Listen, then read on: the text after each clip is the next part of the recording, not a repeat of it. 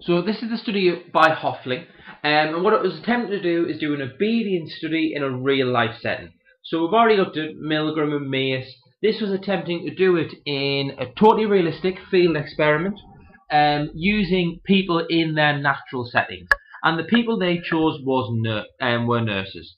So they basically wanted to know, would a nurse give a lethal dose of medicine if ordered to by a doctor?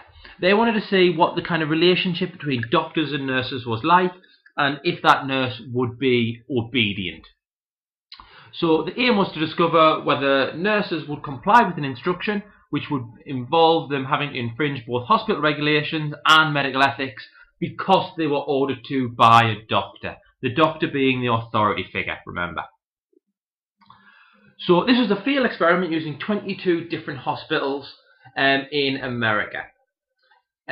So what they did was they rang up these 22 different hospitals on evenings, so called between 7 and 9 on the evening. When the nurse in question, when the nurse who was going to be one of the participants was alone on the ward. So each hospital had one nurse present. They made sure she was by herself. They had kind of a confederate watching to make sure she was by herself when they rang up. So she was alone at night on the ward looking after some patients when she got a phone call. The phone call said, "This is Dr. Smith from psychiatry. He spoke to a patient this morning, Mr. Jones, and he's going to come back in the evening to see him on the night. But before he gets there, what needs to happen, is he needs to be given more medication. He needs to be given this Astrodin." So he asked the nurse to go to the medicine cabinet. And when she got there, she found the bottle which they had placed there. It was a placebo, so a false medicine that didn't actually do anything. It was like sugar pills. She found the medication and brought it back. On the label, which she was asked to read out, it said Astrodin 5 mg capsules, usual dose 5 mg, maximum daily dose 10 mg. So once she had the correct one, the doctor said, "Right, I want you to give him 20 mg. He needs a dose of 20 mg of these capsules right now. I'll be there in about 10-15 minutes and I'll be able to sign the order, but I need the drug to start taking effect straight away." This was a very controlled part of the experiment. They made sure that the voice on the phone, which you remember was not a real doctor who the nurses did not know, read the instructions in the exact same way.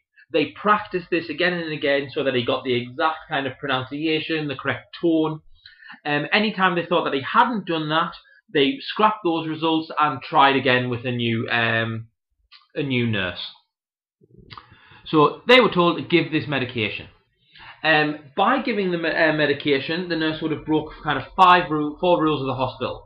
The ordered dose was higher than the maximum dose for the day. Medication orders should not be given over the phone.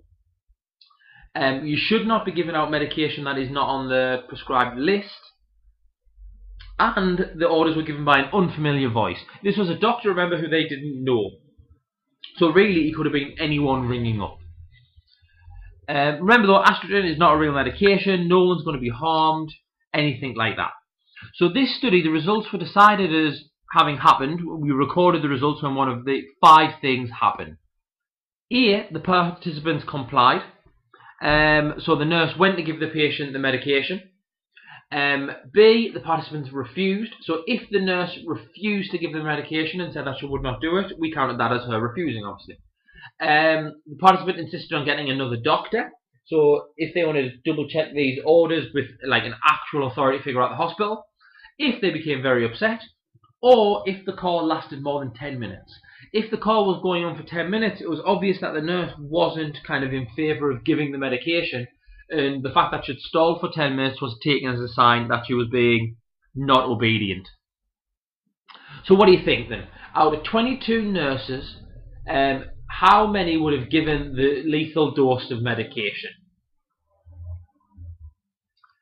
So the actual results come back that 21 out of the 22 nurses, 95% went to give the medication because they were told to by the doctor, until they were stopped, which is a horrifying statistic. 95% of the nurses in this study could have killed someone because a voice over the phone told them to do it.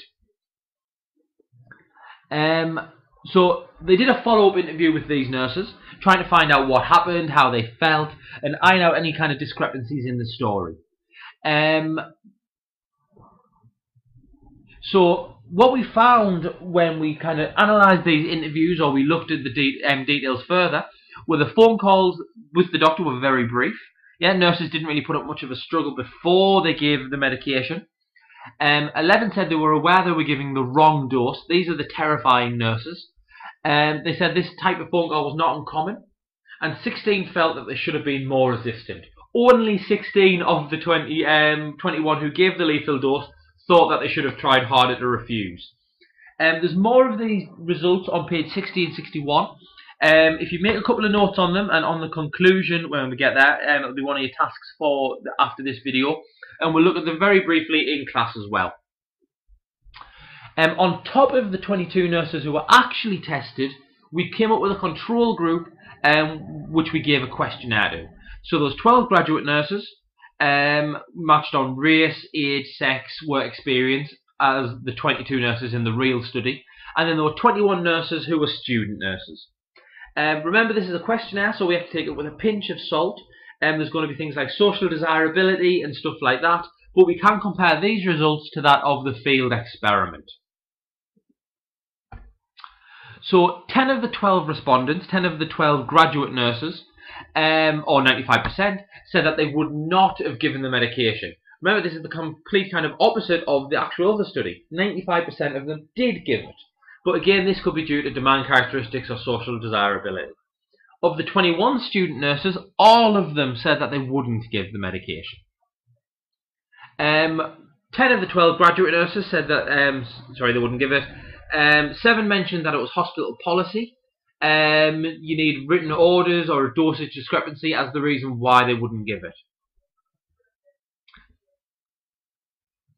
So I've left the conclusion blank. It's on page 61. There's 4 conclusions, and it's going to be your next task, kind of under this video, to summarise those conclusions in your own words, as well as obviously the procedure of this study. We're going to work on this a bit more in class, so I will see you then. Bye.